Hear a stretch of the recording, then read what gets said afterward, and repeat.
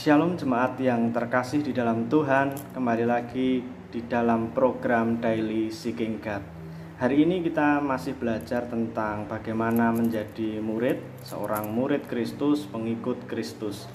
Mari kita buka Alkitab kita di dalam kitab Yohanes pasal 8 ayat 30 sampai dengan ayat yang ke-32.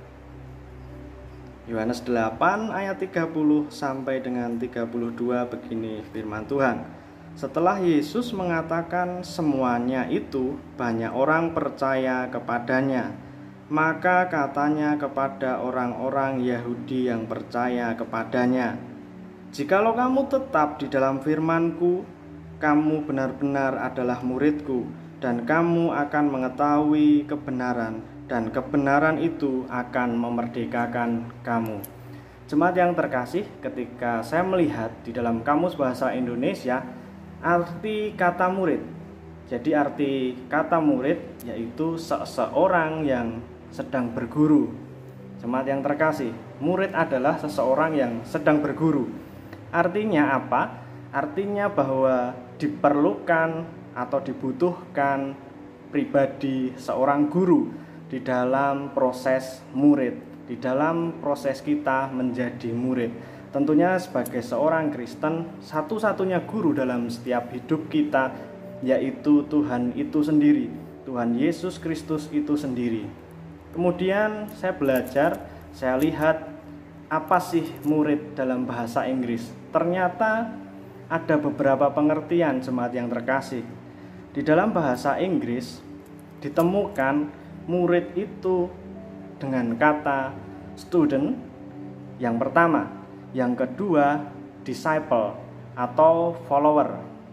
Jadi ada dua kata yang sedikit berbeda atau berbeda dalam bahasa Inggris, student dan disciple.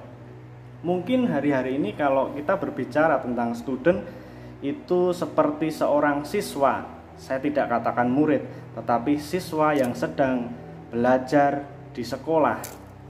Tentunya berbeda jemaat yang terkasih antara student dan disciple. Kalau kita ngomong student seperti seorang siswa yang belajar di sekolah. Ketika seorang belajar di sekolah menjadi seorang siswa di situ, di dalam sebuah sekolah ada jam sekolah, ada gedung gereja di situ yang setiap hari di jam-jam tertentu kita harus hadir untuk mengikuti kegiatan belajar di situ. Tetapi Bapak Ibu Saudara yang terkasih, berbeda dengan yang namanya disciple. Disciple dalam bahasa Inggris juga kata lainnya adalah follower. Kata lainnya adalah pengikut. Jadi begini, ketika kita menjadi seorang student berbeda dengan disciple. Disciple itu tidak punya jam belajar khusus. Bahkan ketika kita belajar di dalam kehidupan Yesus, di awal-awal ketika Tuhan Yesus itu melayani, murid-murid itu menjadi pengikut Yesus, menjadi pengikutnya Yesus. Dia tidak terbatas oleh tempat yang tadi saya katakan harus datang ke gedung gereja dan lain sebagainya. Di padang gurun, di atas bukit, Yesus mengajar. Dimanapun Yesus mau ngomong, murid harus siap mendengar.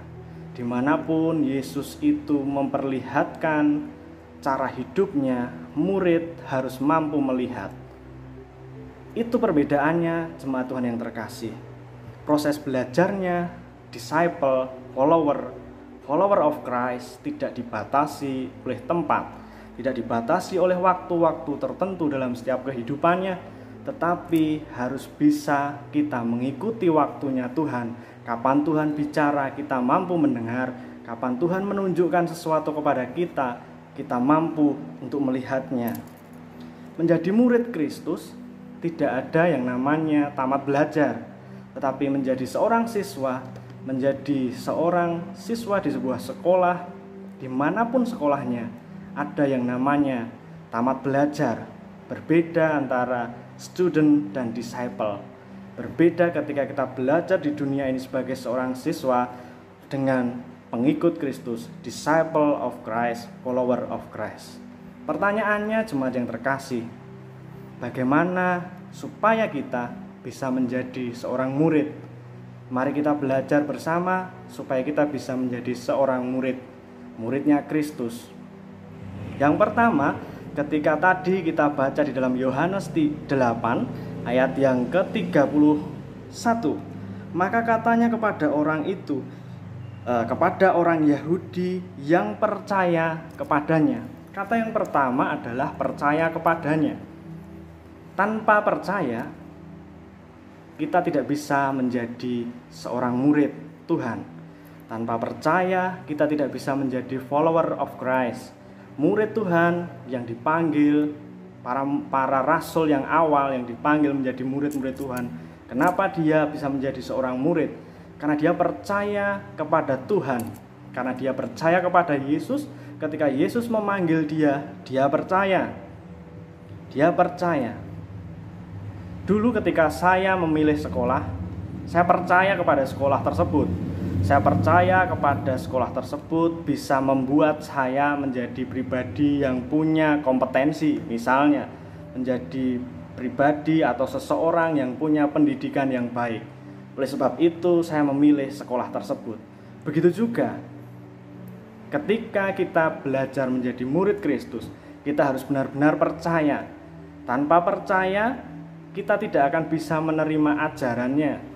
Tanpa kita percaya, bahkan sebagai siswa dalam sebuah sekolah, tanpa kita percaya kepada guru kita atau dosen kita, pengajar kita, kita tidak akan bisa menjadi seorang murid yang baik. Bagaimana kita bisa menjadi murid yang baik tanpa percaya kepada dosen kita, kepada guru kita, kepada pengajar kita? Mari kita lihat di dalam Roma pasal 10.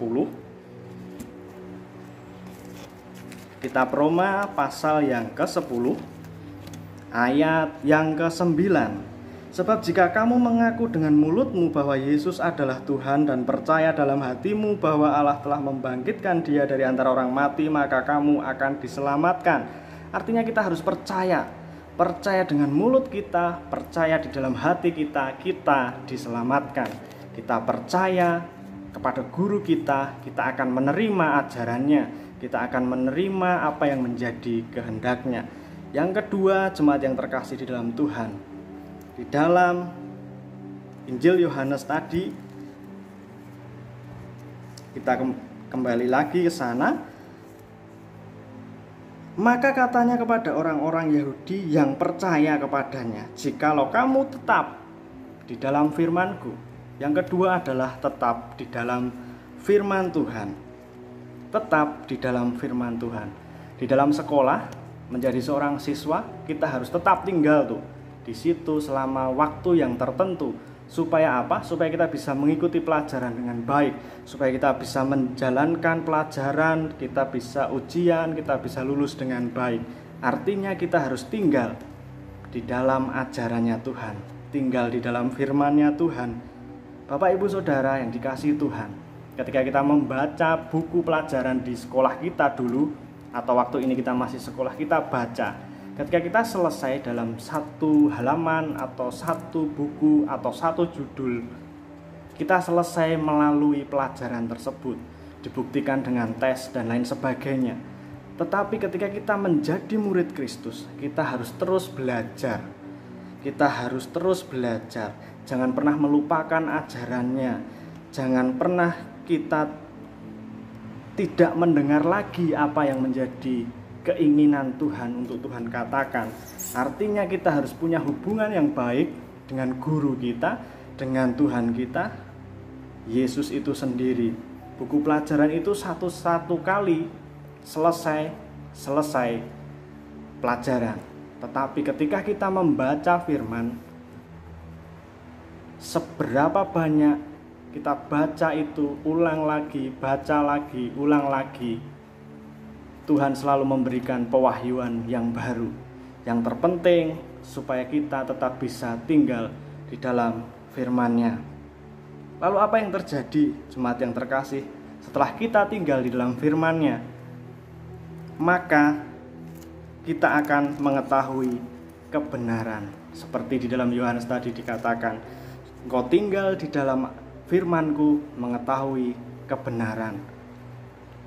Ketika kita sekolah, kita akan tahu pelajaran demi pelajaran. Tetapi ketika kita belajar menjadi muridnya Kristus, kita akan tahu kebenaran. Kenapa Bapak Ibu Saudara yang dikasihi Tuhan, kita harus tahu kebenaran? Kenapa? Karena tanpa kebenaran, hidup kita menjadi sia-sia. Tidak ada satu guru pun di dunia ini tanpa melalui proses menjadi seorang murid. Tidak ada satu guru pun di dunia ini menjadi seorang guru tanpa melalui proses menjadi seorang murid, kecuali satu pribadi, Tuhan Yesus itu sendiri, karena Dia adalah sumber kebenaran.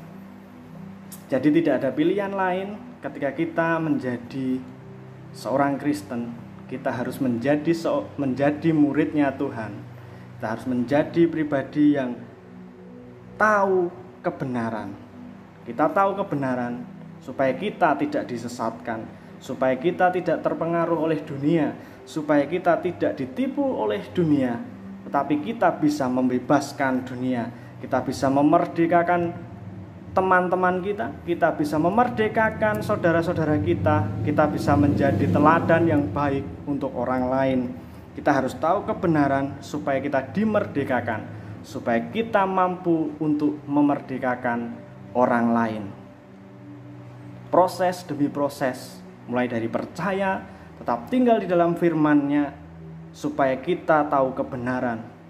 Dan akhirnya kita membagikan kebenaran itu menjadi sebuah sukacita bagi orang yang belum tahu. Itulah esensi mengapa kita menjadi murid. Itu yang bisa saya bagikan saat ini, jemaat Tuhan yang terkasih. Biarlah kita bersama-sama bisa belajar menjadi seorang muridnya Tuhan, murid yang mampu untuk menjadi teladan yang baik. Ketika kita berjalan, kita tahu, oh itu murid siapa. Identitas kita selalu harus dikenali, identitas surga. Tuhan Yesus memberkati kita semua. Amin.